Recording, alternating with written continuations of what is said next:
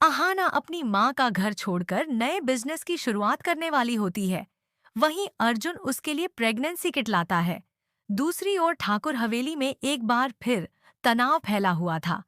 पिसीमोनी बुआ रोज की तरह मिली को ताने मारती रहती थीं, मानो उनकी जिंदगी का एक ही मकसद हो, मिली को अपमानित करना। लेकिन इस बार मिली चुप नहीं रही। उसने साफ पूछ लिया कि जब बुआ न उसके खाने पीने या खर्चे का बोझ उठाती है, तो उसकी मौजूदगी से उन्हें परेशानी क्यों होती है। मिली की यह हिम्मत देखकर बुआ आगबूला हो उठी और छोटी बहू अहाना को दोष देने लगी।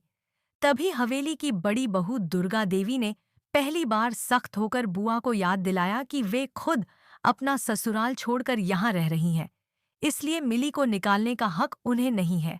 तभी मिली का धैर्य टूट गया और वह अपने कमरे में जाकर फूट फूट कर रोने लगी।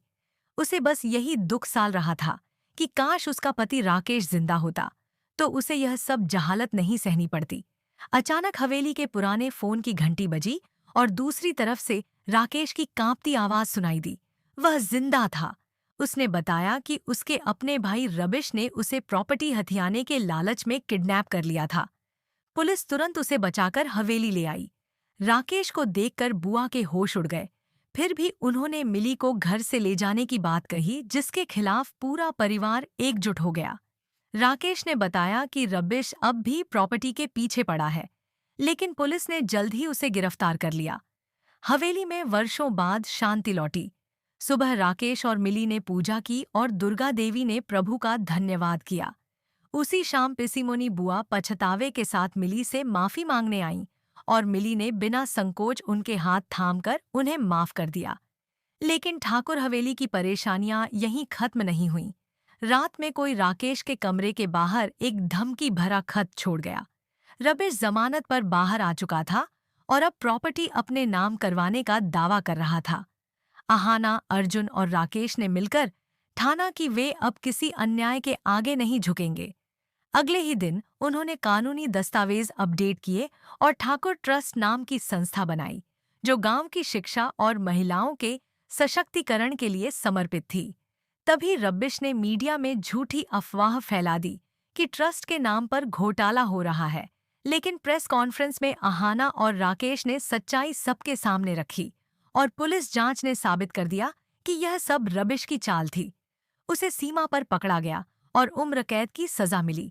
इसके बाद ठाकुर हवेली एक नई ऊर्जा से भर उठी। राकेश और अहाना ने नारी शक्ति इंटरनेशनल की नई शाखा खोली और मिली ने महिलाओं को आत्मनिर्भर एक बनाने का निर्णय लिया।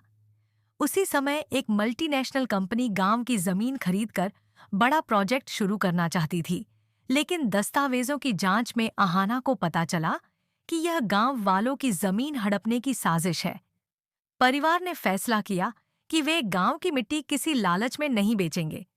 अहाना, मिली और राकेश ने गांव की चौपाल में सच्चाई रखी और गांव वाले उनके साथ खड़े हो गए। कंपनी के मालिक विक्रम चौधरी को जब यह पता चला, तो उसने अपने गुंडों को आगे कर दिया और यहीं से ठाकुर हवेली की कहानी एक नए और भी दिलचस्प मोड़ में प्रवेश करती है।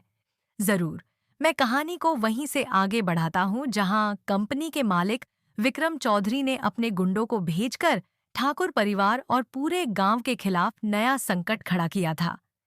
कहानी आगे बढ़ती है।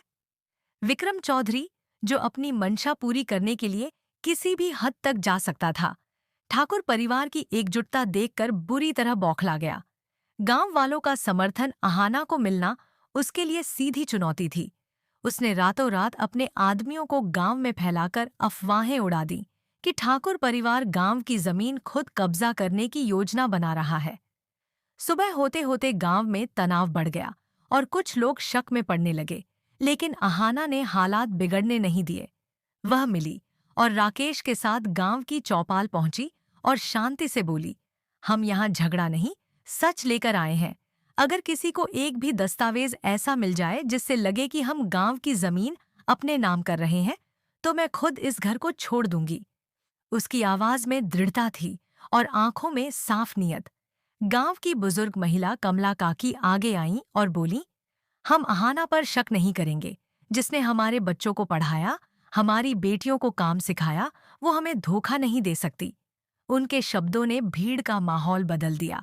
लोग दोबारा आहाना, मिली और राकेश के साथ खड़े हो गए। जब यह खबर विक्रम चौधरी तक पहुंची तो उसने गुस्से में गांव के पास चल रहे अपने सर्वे काम को रुकवाने का आदेश दे दिया और खुद हवेली की ओर रवाना हो गया। वह अपनी काली एसयूवी के साथ हवेली के बाहर आकर रुका।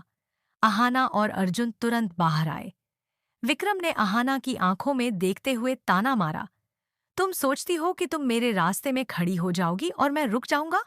यह प्रोजेक्ट मेरे लिए सिर्फ बिजनेस नहीं, प्रतिष्ठा का सवाल है।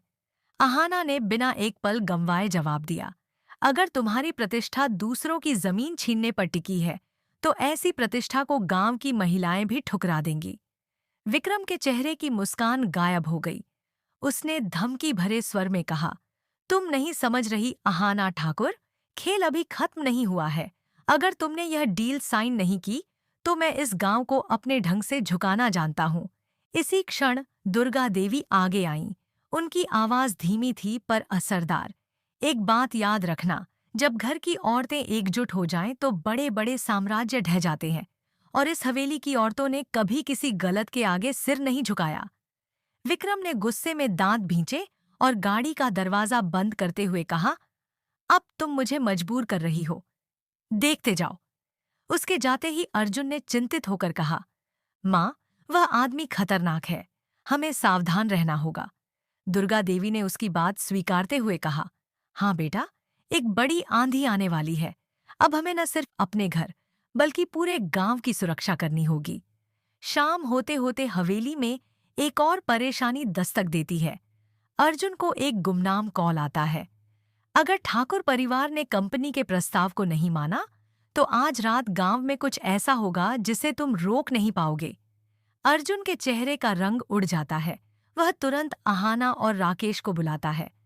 आहाना दृढ़ता से कहती है, विक्रम अपनी हार स्वीकार नहीं कर पा रहा, लेकिन अब हम पीछे हटने वाले नहीं। अगर वह हमला करेगा तो हम गांव वालों के साथ मिलकर उसका हर वार रोकेंगे।